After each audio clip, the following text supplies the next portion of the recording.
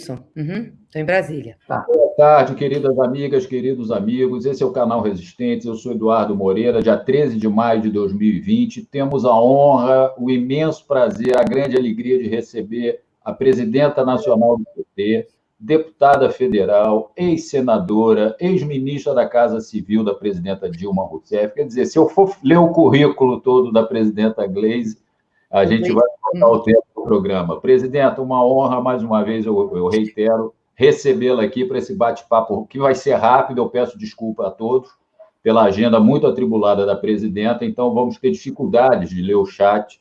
Mas, presidenta, faça a sua saudação inicial, por favor.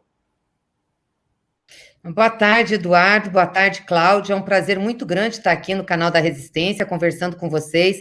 Saudar todos que estão nos acompanhando. Peço desculpas também pelo tempo, porque eu tenho algumas reuniões à tarde. Nós temos uma reunião da nossa executiva na sexta, então tem que preparar. E hoje também temos uma conversa com o presidente Lula e com um grupo de deputadas, né, para falar sobre a violência contra a mulher nessa crise da pandemia, do coronavírus, uma coisa que cresceu muito e que nos preocupa. Então, eu peço desculpas, mas espero poder conversar um pouco aqui, tirar algumas dúvidas se o pessoal tiver. Maravilha, maravilha. Eu vou passar logo para o Cláudio, para ele fazer a sua saudação e já engatar uma questão para a presidenta Gleisi, para a gente não perder tempo. Cláudio, por favor. Legal, boa tarde, Gleisi Hoffmann, prazer imenso tê-la aqui, repito as falas do Edu. Boa tarde, Edu, boa tarde, amigos do chat.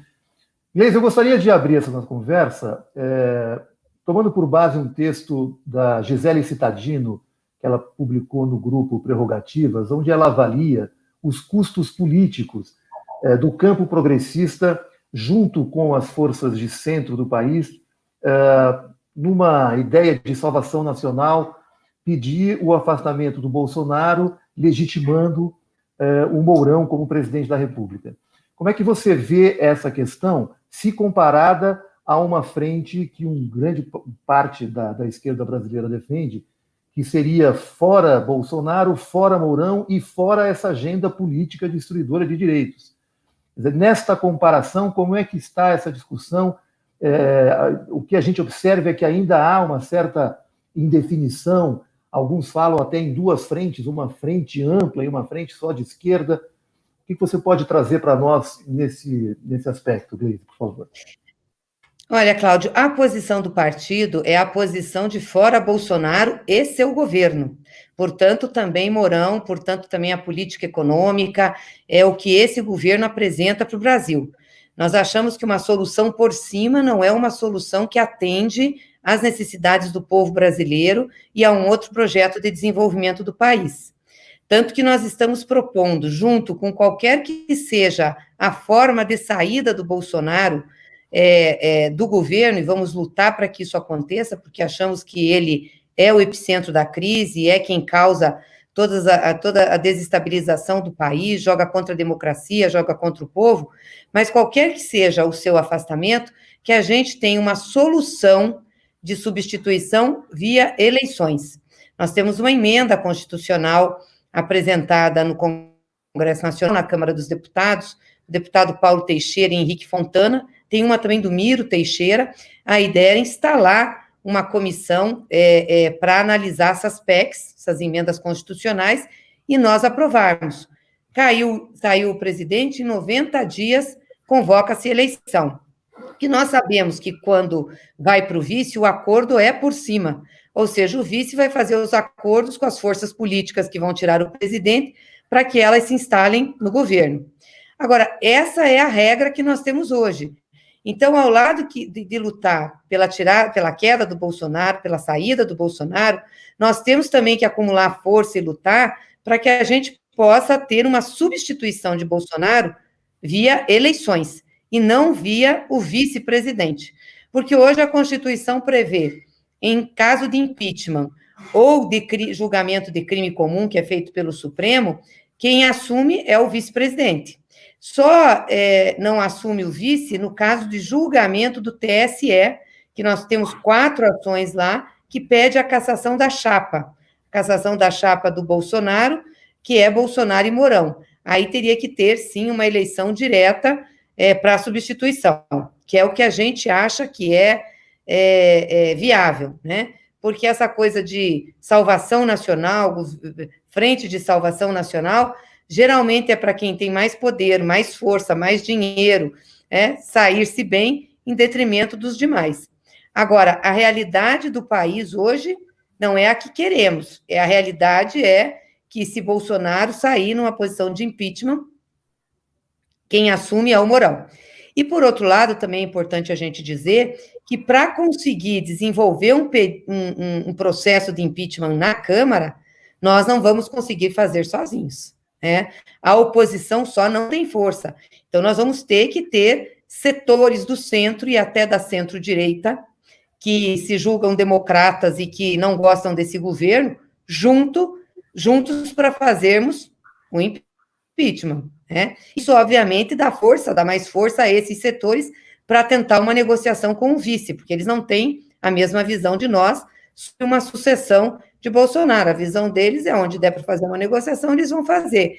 Então, veja como não é fácil essa situação que nós estamos. Nós não podemos deixar de lutar e vamos continuar lutando contra Bolsonaro, e temos que fazer isso, e temos que tirá-lo, porque, de fato, ele é pernicioso para o Brasil, mas nós não temos a governabilidade das saídas que nós queremos, nós vamos ter que lutar muito, né?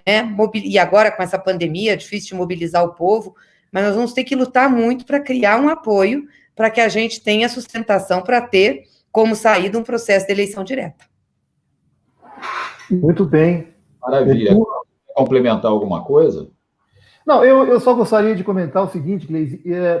Você coloca claramente que a bandeira do PT é fora Bolsonaro e fora este governo, mas abre uma perspectiva de, na Câmara, fazer uma disputa para somar forças ao impeachment do Bolsonaro. Não haveria aí uma contradição estratégica e isso não confundiria a base que nos dá apoio em perceber, escuta, qual é a bandeira que funciona? É esta ou é aquela? Não fica um pouco complicado esse sinal? Mas nós vamos fazer o quê? Apoiar o Bolsonaro? Dizer que nós queremos que o Bolsonaro governe até o fim para só disputar a eleição? Sendo o desastre que ele está sendo, né? A tragédia que ele está sendo para o Brasil, o desequilíbrio que ele está sendo. Se abrir um processo de impeachment hoje na Câmara, pela contradição que tem o campo do governo, e tem contradição, vocês sabem disso. Até essa saída do Moro criou também rusgas entre eles. Moro e Bolsonaro se equivalem, para mim são criminosos iguais, mas entre eles criou. Se abrir um processo de impeachment, nós vamos fazer o quê? Ser contra? Não pode, nós vamos ser a favor, claro. Eu só estou dizendo a realidade que tem e as dificuldades que nós temos em caminhar nessa seara. Por isso a necessidade de a gente fortalecer a mobilização popular. E é um pouco angustiante, né, o fato de a gente não estar conseguindo ir para as ruas, não estar conseguindo fazer trabalho não está conseguindo falar com as pessoas, como a gente sempre fez, através dos nossos movimentos sociais, sindicais, né, o pessoal que milita, por conta dessa pandemia, ou seja, a gente faz, mas não é com a mesma intensidade, não é o trabalho que a gente conhece. Então, é óbvio que tem dificuldades e pode parecer contradição, mas, primeiro, clareza, nós somos contra Bolsonaro, não vamos mover uma palha para ele ficar até o final, para a gente disputar a eleição, porque isso pode ser melhor para nós do ponto de vista político, a gente está vendo o país, ele é uma catástrofe, né, tem uma escalada autoritária, então, eu acho que tem um núcleo aí até de centro que não concorda com ele e que está começando a dispersar e está começando a fazer um movimento para tirar. Eu acho que a gente vai ter que estar consciente disso, temos que fazer isso, temos que exigir na mesa de negociação, qualquer que seja a conversa com esses grupos, que nós queremos uma saída popular, nós queremos a aprovação da emenda constitucional, porque para nós é essencial a vida do povo, não é só a democracia formal ou liberal que conta, é a democracia concreta, é as pessoas ter direito a comer, as pessoas ter direito ao emprego, ter direito a políticas públicas, né, e tentar, nesse sentido, com o acúmulo de forças, conseguir fazer com que a nossa agenda chegue, aconteça, né. Eu estou falando isso porque não é simples. Se fosse simples, né, seria ótimo, mas não é. É complexo o quadro que nós estamos vivendo, né? E há uma contradição grande, né, a ter entre a direita e eles disputam esse campo, então vai se formar competição entre eles, que nós vamos ter que utilizar para a gente ir desconstruindo a força que levou Bolsonaro a ser presidente da República. Ok, está respondido, Gleisi. Maravilha, Gleisi. Agora, você que, como deputada federal, já foi senadora, quer dizer, uma extensa tempo trabalhando dentro do Congresso Nacional, e hoje a gente tem um Congresso muito conservador. Qual a expectativa da presidenta Gleisi, agora falando como deputada federal, especificamente, qual a sua expectativa a respeito do andamento e da promulgação dessa PEC que nos daria a grande notícia de uma eleição direta em caso de impeachment de Bolsonaro, presidente? Temos que estar com as condições que eles terão no campo deles. A teoria é conservadora, nós não temos a maioria do Congresso Nacional. Aliás, nós nunca tivemos, né? Tanto é isso que nos nossos governos tivemos que fazer aliança para poder aprovar as coisas. É engraçado, porque você tem 70% do povo brasileiro, é povo trabalhador, povo mais pobre, mas 70% a 80% da representação no Congresso Nacional pertence às classes com mais dinheiro, classe média, média alta, ricos, né? Então, constantemente, o Congresso Nacional aprova medidas e ações contra o povo brasileiro, né? E as pessoas se decepcionam com a política por conta disso. Mas, infelizmente, o sistema político que nós temos leva a essa distorção.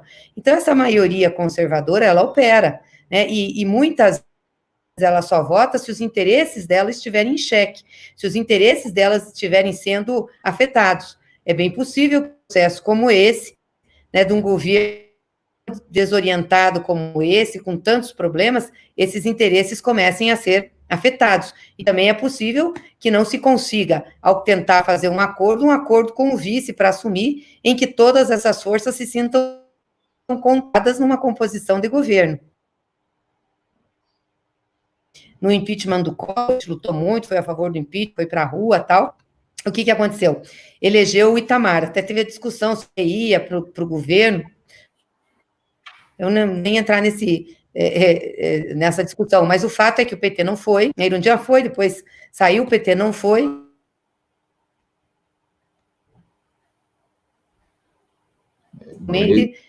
Na área, com isso, tomou conta e conseguiu a eleição do Fernando Henrique. Então, as forças conservadoras, elas operam nesse sentido, de ocupar espaço e poder ser alternativa de poder futuro. Pode ter contradição aí, podemos conseguir tirar? Podemos, foi sempre assim que a gente fez política, né? Nós nunca tivemos a maioria para fazer, a gente sempre trabalhou na luta popular, na organização, no fortalecimento, e também com uma dose grande de aposta entre rupturas dos campos conservadores, e tentando ocupar isso para a gente poder acumular força. Então, é um jogo nesse sentido, não tem muito o que fazer, não tem governabilidade para além dessa. Maravilha, presidenta. Cláudio, por favor. Gleisi, eu gostaria agora de entrar um pouco no quadro da pandemia, né? O Brasil está ocupando o 6º lugar na classificação aí dos infectados, vamos para mais de 181 mil infectados, batendo perto de 13 mil mortes, se somadas já com os novos casos.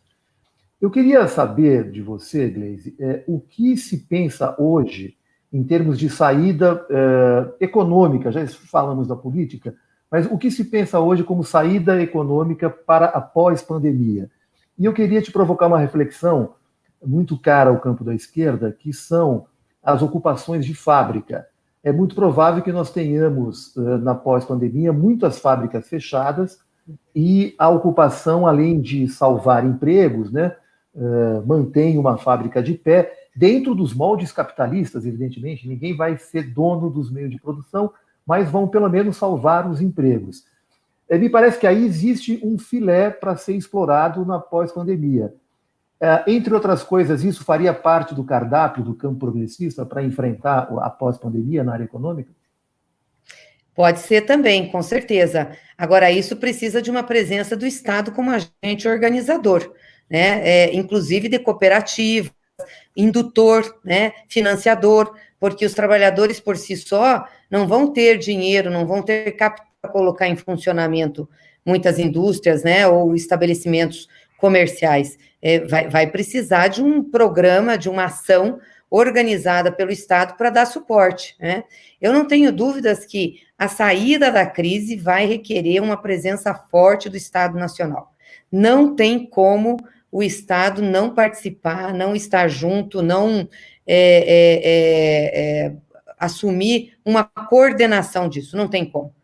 Seja numa política de crédito com juros muito baixos, com prazos muito longos, seja no subsídio direto, seja na contratação de pessoas, o Estado vai ter que entrar pesado.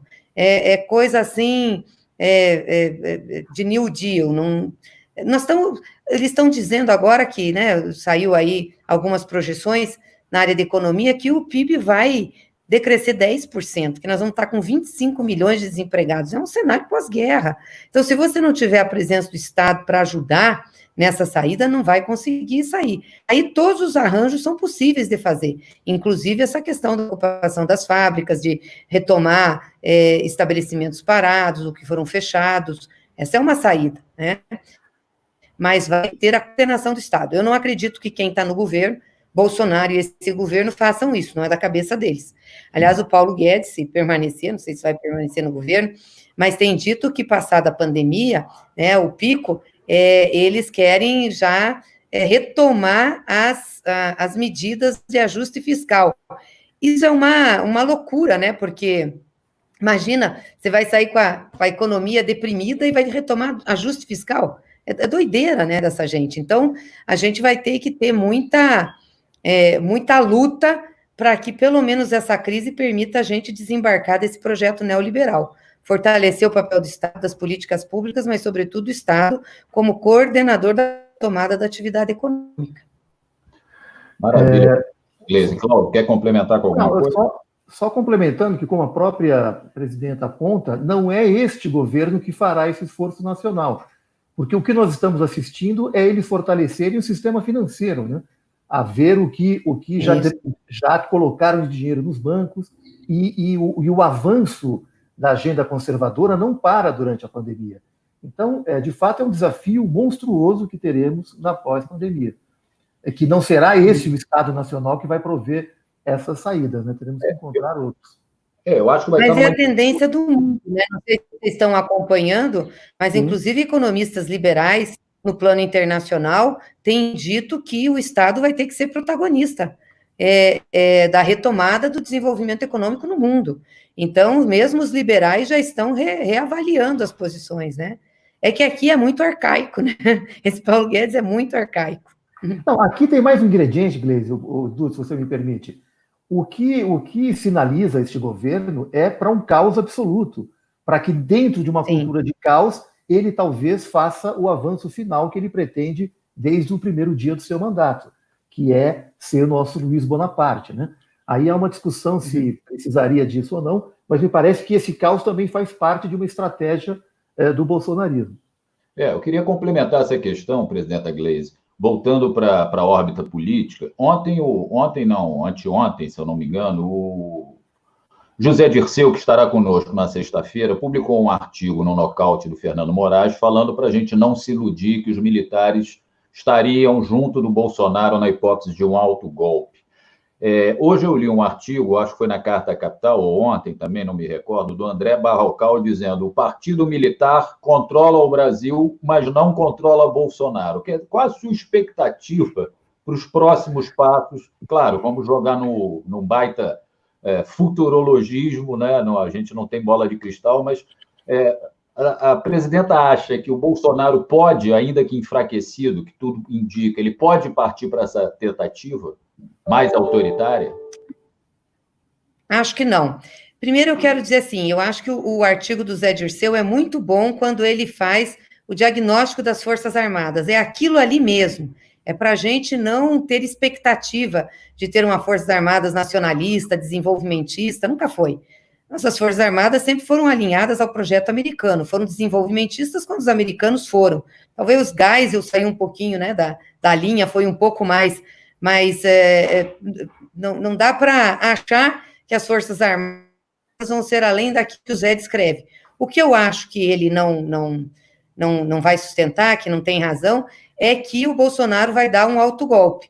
Eu acho que se o Bolsonaro tivesse força política para dar um autogolpe, acho que as Forças Armadas iriam com ele. Mas ele não tem uma força política agora para dar um autogolpe.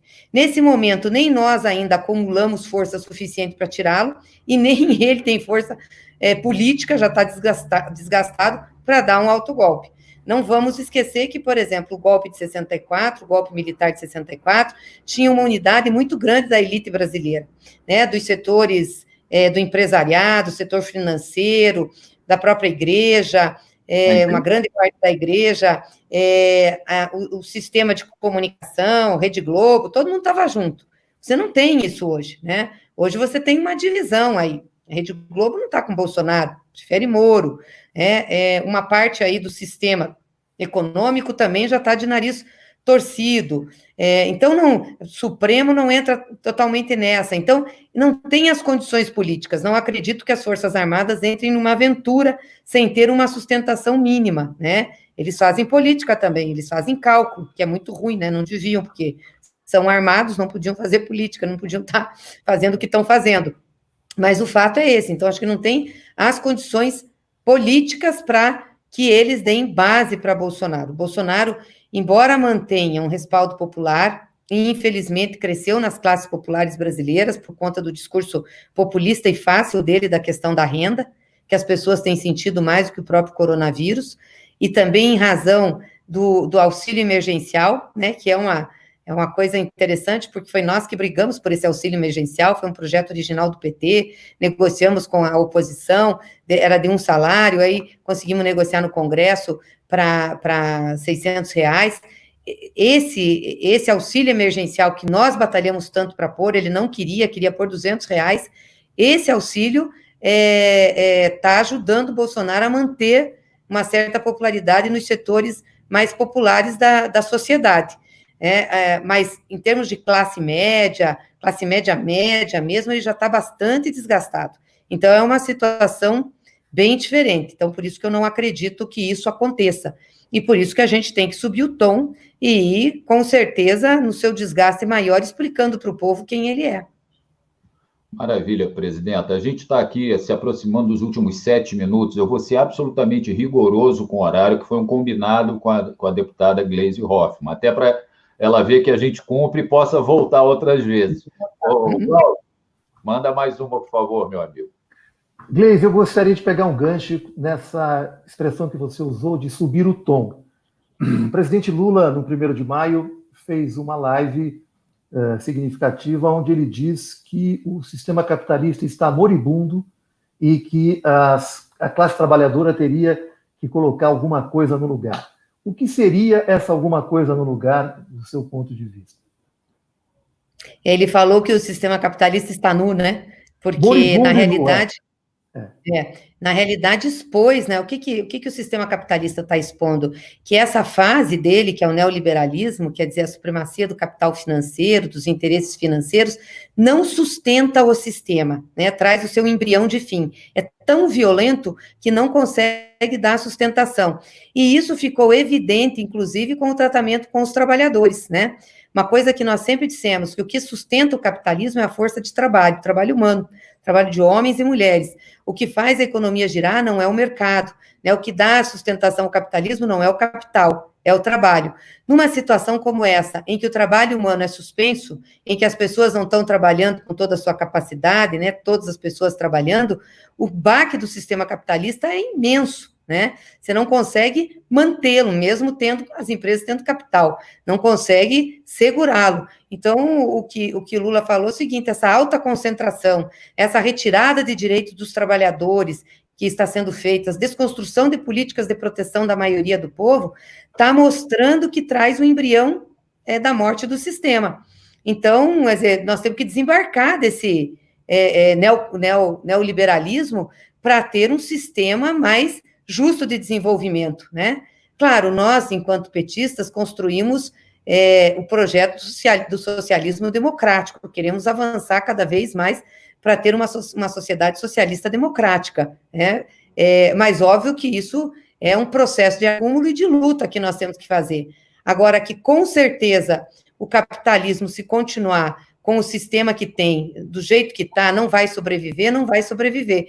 E os trabalhadores têm que ter consciência da sua força, né? Foi eles pararem, quer dizer, não ir trabalhar, ficar em isolamento social, em quarentena. A gente está vendo a desgraça do que é a queda da economia, porque aí você não tem trabalho, não tem produção, não tem consumo, não tem a renda. Então, olha o ciclo negativo que a gente gera. Ou seja, isso tudo, essa grande crise só está dando, mais uma vez, razão àquilo que a gente dizia, né? Que é o trabalho humano que gera riqueza, que agrega riqueza, que faz as coisas funcionar. Por isso, o trabalhador tem que ser bem tratado, tem que ter os direitos respeitados, tem que ter renda, porque ele é a base de funcionamento do sistema que nós vivemos. Maravilha. Eu vou fazer duas questões para a presidenta, se puder responder bem brevemente, por causa do tempo. Do ponto de vista político, vamos lutar no Congresso Nacional pela aprovação da PEC que prevê eleição direta. Pode-se jogar na mesa, por parte da direita conservadora, que vamos imaginar que até eles podem chegar ao ponto de aprovar a PEC desde que o presidente Lula não retome seus direitos políticos. Isso pode vir numa mesa de negociação, porque o presidente Lula é o grande candidato da esquerda nacional até hoje. Como é que a senhora vê se isso surgir? Se bobear já está surgindo numa conversa ou outra, se isso já está surgindo. E do ponto de vista econômico, é fundamental que o PT volte com toda a força a bandeira da renda mínima universal. O que a presidenta acha? Bom, primeiro, em relação a essa questão do Lula, jamais aceitaríamos. Na nossa avaliação, não tem democracia resgatada no Brasil se a principal liderança política popular do país não tiver os seus direitos políticos resgatados. Até porque o Lula foi vítima de um processo farsesco, né? Foi julgado, foi condenado num processo com base no PowerPoint. Nós queremos a anulação dessa sentença, que já está no STF, estamos lutando por isso. Se o Lula vai ser ou não candidato, se ele quer ser ou não candidato, e depende dele, é outra coisa. Mas jamais faríamos qualquer negociação em relação aos direitos políticos do Lula. Os direitos políticos do Lula, para nós, são fundamentais no processo democrático brasileiro. E se o Lula quiser ser candidato, será o candidato PT, é o meu candidato, é quem eu defendo. Ele tem que ter o direito de ser julgado pela sociedade através do voto. Se querem ganhar do Lula, ganhem no voto, ganhem nas regras que tem e que nós jogamos no processo eleitoral. Então, isso é uma coisa, jamais abriríamos mão disso e não negociaríamos nesse sentido, denunciaríamos, inclusive, porque entendemos que seria um segundo golpe, ou terceiro, depois da prisão do Lula, tirada da Dilma, prisão do Lula, um terceiro golpe esse. Em relação à renda mínima, claro, já era a proposta de governo do Haddad que nós íamos implantar a renda básica, como uma ação, um passo a mais além do Bolsa Família, que já tiveram nos nossos governos, E nós estamos também apresentando pelo PT um projeto de lei para estender esse auxílio emergencial de R$600 por mais um ano, para dar tempo de a gente fazer uma discussão, uma avaliação sobre o Bolsa Família, que hoje está implantado, sobre a questão da renda básica e sobre a saída das pessoas do pico da crise, porque não é porque a crise vai acabar e amanhã todo mundo vai estar bem, vai estar ajustado, vai conseguir voltar ao seu trabalho e à sua renda. Então, precisa um tempo para as pessoas poderem retomar suas atividades e refazer as suas vidas do ponto de vista econômico, Mas essa é a nossa proposta para a questão de vencer a pobreza e de fazer a inclusão social da base popular. Maravilha, presidenta. Estamos aqui chegando no final. Cláudia, eu vou te passar a bola para a sua saudação final, e se você quiser, temos 1 minuto para a presidenta Gleisi responder muito rapidamente, se você ainda tiver alguma dúvida para encerrar esse primeiro papo com a deputada Gleisi Hoffmann. Cláudia. Eu teria dezenas de questões para levantar aqui para a Gleisi, mas vamos respeitar o tempo dela, para que a gente possa ter uma outra oportunidade para dar sequência aqui nessa conversa que foi muito agradável e muito esclarecedora. Então, quero agradecer mais uma vez, Gleisi, a sua presença e esperamos contar com você em outras oportunidades. Muito obrigado. Maravilha, Cláudia. Eu já vou passar para a presidenta Gleisi fazer sua saudação final. Quero agradecer demais ao pessoal do chat, ao pessoal que está na página do Facebook. Quem não conhece, curta a nossa página, curta o nosso portal resistente.org e agradecer muito, presidenta Gleisi, a Kátia, sua assessora, que eu passei um tempo perturbando demais para a gente conseguir obter essa conversa. Quero agradecer muito, dar um abraço carinhoso de longe, infelizmente, a Kátia, sua assessora, e, claro, a presidenta Gleisi, e passo a bola para a sua saudação final, presidenta, por favor. Obrigada, Cláudia, eu que agradeço, obrigada pela oportunidade de estar aqui com vocês, né? Desculpa o pessoal que está mandando aí questões, está me cumprimentando também, quero mandar um abraço, um beijo. Ontem fizeram 4 anos que a Dilma foi retirada, né, da presidência da República, saiu do Planalto para ficar no Alvorada, esperando o julgamento do seu processo, né, de impeachment, aquele processo farsesco, aquele golpe, e depois disso a gente nunca mais conseguiu estabilidade no país, né, nem institucional, nem democrática, econômica, foi uma sequência de retirada de direitos, e nós dizíamos isso lá. Ontem a gente conversava com ela sobre essa realidade, e o discurso que ela fez no dia 2 de maio, no Palácio do Planalto, ainda no final da manhã, ela dizia isso, que aquele golpe não era contra ela, era contra o povo brasileiro, e contra as conquistas que estavam ali, que tinham sido feitas pelo povo nesse período. E é exatamente isso que a gente está vivendo hoje no país, né? Uma tristeza saber que, por exemplo, o Brasil está voltando para o mapa da fome, uma coisa que nós já tínhamos vencido, que a gente já tinha ultrapassado, uma chaga que sempre envergonhou muito o Brasil, um dos maiores produtores de alimento, ter gente com fome, mas temos de novo. Então, vai exigir da gente muita luta, muita persistência, muita conversa, acumulação de força, não é uma coisa simples nem fácil, mas não é impossível, muito pelo contrário, a gente sempre lutou e sempre conquistou na luta e no processo, então, quero dizer a vocês que a gente está com ânimo para isso, com determinação, o PT continua de cabeça erguida, o presidente Lula, as nossas lideranças, nossa bancada, sempre na trincheira. E também parabenizar vocês, a importância que tem canais como este, comunicação, onde a gente pode fazer um debate aberto de ideias, que tem espaço. Se não fosse isso, nós estaríamos numa situação muito difícil, com o fechamento da grande mídia, né, com a utilização de muito recurso para fazer comunicação, inclusive em redes sociais. Então, esses espaços são fundamentais, e eu quero também agradecer a oportunidade de estar aqui. E dar um abraço a todos que estão aqui nos mandando mensagem, e dizer que a gente está onde sempre esteve, e vamos continuar, que é ao lado do povo brasileiro. Grande abraço. Obrigado, presidente. Horácio Figueiredo Júnior, grande mulher, trabalhamos juntos no governo Dilma.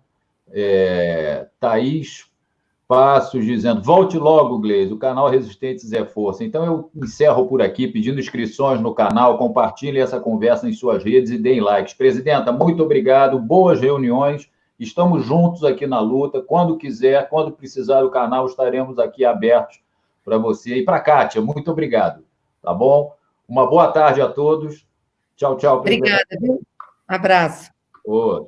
Tchau.